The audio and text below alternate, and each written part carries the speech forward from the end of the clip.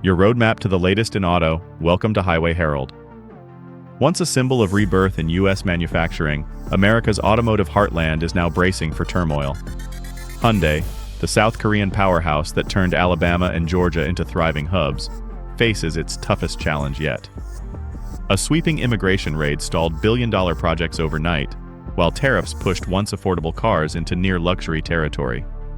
Communities are struggling, investors unnerved, and competitors circling to seize the moment. The question now isn't only whether Hyundai can endure, but whether America is pushing away the very foreign partners it once courted as the future of its industry.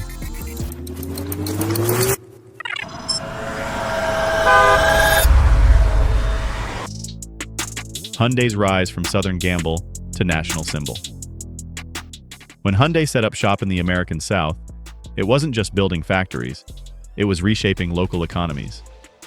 Alabama and Georgia enticed the automaker with tax breaks and infrastructure upgrades, and the payoff was enormous. Plants buzzed with SUVs, sedans, and later EVs, creating tens of thousands of jobs and fueling growth for suppliers, restaurants, housing, and small businesses. Entire towns flourished under Hyundai's industrial orbit. Yet the success was fragile. Modern auto manufacturing depends on global supply webs, and Hyundai's U.S. plants still leaned heavily on imported batteries, wiring harnesses, and specialized components. Even more crucial, skilled technicians from South Korea and other Asian partners were needed to launch EV battery lines. That reliance exposed Hyundai to U.S. policy shifts. Tariffs, immigration rules, and geopolitical tensions could upend operations overnight. Hyundai earned trust with affordable cars and strong warranties, but its pricing power was thin. Tariff spikes or supply chain hiccups quickly rattled consumers. Ultimately, Hyundai's American story reflects globalization itself, thriving in stability, vulnerable in turbulence. But Hyundai's vulnerability would soon be laid bare in the most dramatic way possible, a raid that shook its U.S. future to the core. The September raid that shattered confidence. September 4th, 2025, marked one of the darkest days for Hyundai in America. Federal agents raided the Hyundai LG battery plant site in Elabel, Georgia, detaining nearly 475 workers, many of them South Korean specialists critical to completing the multi-billion-dollar project. Overnight, what had been touted as the crown jewel of Hyundai's U.S. expansion was brought to a standstill. The fallout was immediate. Production timelines collapsed, suppliers froze shipments, and contractors halted work. Hyundai scrambled to bring in replacements, but the technical expertise lost during the raid disrupted the delicate final stages of battery line calibration, silencing a facility once billed as central to America's EV future. Politically, the raid sparked outrage.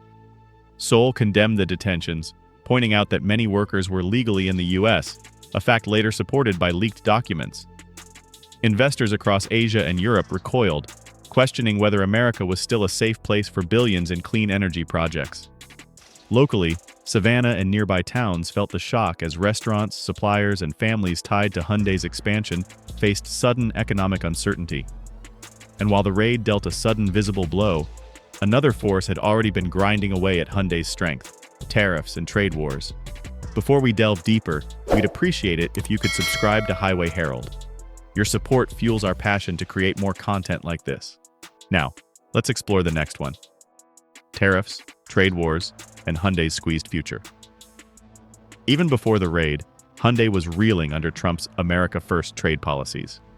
Korean automakers faced a steep 25% tariff on vehicles and parts, while Japanese rivals Toyota and Honda paid only 15%. The uneven playing field slashed Hyundai and Kia's competitiveness. By mid-2025, profits plunged more than 20%, with sticker prices on popular models jumping $3,000 to $6,000. Once known for affordability, Hyundai saw its showrooms quiet as middle-class buyers balked and fleet customers turned to less burdened Japanese or U.S. brands. Hyundai absorbed some of the hit by trimming profit margins, but laid out an ambitious plan. By 2030, 80% of its U.S. sales would be locally built, compared to just 40% today. Georgia's expansion to 500,000 units became central to that vision. Yet localization brings risks, massive costs, workforce retraining, and lingering dependence on imported subcomponents. Consumers already feel the pain, with affordable options vanishing. while Hyundai's US strategy bleeds under tariffs reshaping the auto market. But the strain wasn't just financial, it rippled into entire communities that had built their hopes on Hyundai's stability. Fractured foundations, how communities bear the fallout. Hyundai's troubles ripple far beyond its factories, shaking communities across Alabama and Georgia, where the company became more than just an automaker. It was an economic lifeline. Its presence spurred suppliers, fueled restaurants, boosted housing markets, and inspired schools to prepare students for advanced manufacturing careers. But once tariffs and immigration raids struck, that engine began to stall. Dealers felt it first. Showrooms that once moved cars with ease now struggled with unsold inventory, rising financing costs, and buyers unwilling to pay thousands more for familiar models. Workers feared reduced hours or layoffs, while small suppliers faced unpaid invoices and shrinking orders. Restaurants that once thrived on Hyundai's workforce now saw empty seats. Local governments were hit too. Tax revenues shrank, and economic development boards scrambled to restore confidence. Training programs created to feed Hyundai's EV workforce questioned their future relevance. Most damaging of all was the loss of faith. Communities once assured of stability suddenly doubted whether even the largest foreign investors could endure America's shifting policies. Still, Hyundai refused to concede defeat, choosing instead to fight back with bold expansion and strategic recalibration. Hyundai's Counterpunch, standing firm or shifting gears. Hyundai isn't backing down. In September 2025, it shocked critics by committing $2.7 billion to expand its Georgia plant, aiming to boost capacity to 500,000 vehicles annually within 3 years. Far from retreating, the company is signaling it intends to fight through the turbulence. Strategically, Hyundai is pressing for policy reforms, particularly a visa pathway for technical specialists. Executives warn that without skilled foreign workers, gigafactory projects will remain vulnerable to sudden political shifts. Success here could reshape the rules for all global automakers investing in America. On the product side, Hyundai is diversifying. EVs remain central, but hybrids and extended-range electrics are being prioritized to attract cost-conscious buyers. A long-awaited mid-size pickup is also in the pipeline, aiming at one of America's most profitable markets.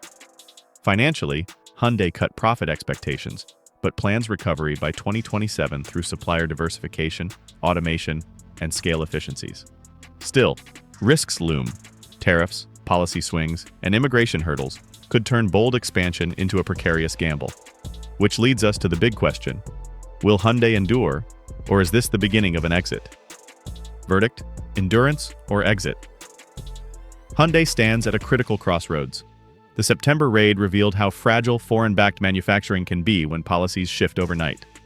Tariffs, labor risks, and diplomatic fallout have left even this global giant cornered. Yet instead of retreating, Hyundai is doubling down, expanding its Georgia operations, lobbying for immigration reforms, and reshaping its lineup to balance affordability with innovation. The stakes are immense. If Hyundai succeeds, localizing production, restoring investor confidence, and winning back consumers, it could reset the playbook for how foreign automakers survive in America. But if it fails, it may trigger an exodus of global investment, reshaping where the auto world builds next. So now it's over to you. What's your take? Do you see Hyundai's push as resilience or reckless risk-taking?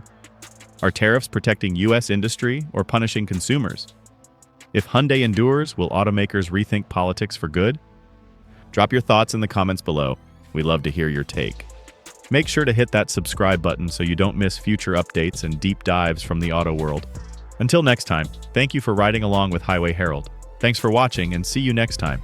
You can now check out any of the videos on the screen. There's more exciting and informative content waiting for you.